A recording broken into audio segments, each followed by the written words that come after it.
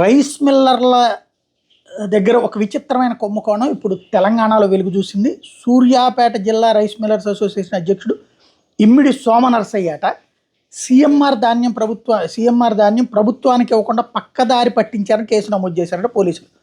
ఇటీవల 3 మిల్లుల్లో నిర్వహించిన తనిఖీల్లో బయటపడ్డటువంటి లెక్కటిది.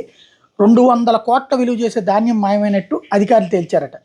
సోమనరసయ్యని రాత్రి జడ్జి ముందు ప్రవేశపెట్టారు పోలీసులు, రిమాండ్కి తరలించారు. అంటే ఎందుకు జరుగుతోంది ఇది అంటే, ప్రభుత్వానికి ధాన్యం సేకరణ అన్నటువంటిది ఇవ్వకపోతే, రైతు ఇవ్వకపోతే అతను ఏం చేయలేడు, లేదా అతను వేరే వాళ్ళకి అమ్ముకుంటే తప్పు అవుతుంది. రైస్ మిల్లర్లను బెదిరించడానికి పెట్టారా, రైస్ మిల్లర్లను వేధించడానికి పెట్టారా ఇట్లాంటిది, లేదా రైస్ మిల్లర్లే రైతుల్ని వేధిస్తున్నారా, దానికి ఇప్పుడు పరిష్కారంగా ఈ రూట్లో చేస్తున్నారా అన్నటువంటిది ప్రభుత్వం స్పష్టమైన వివరణ ఇస్తే బాగుంటుంది. లేకపోతే రైస్ మిల్లర్లను వేధిస్తున్నారన్నటువంటి ప్రచారం జనంలోకి వెళ్ళేటటువంటి అవకాశం అయితే ఉంది. తెలంగాణ ప్రభుత్వం ఏం చెప్తుందో చూద్దాం.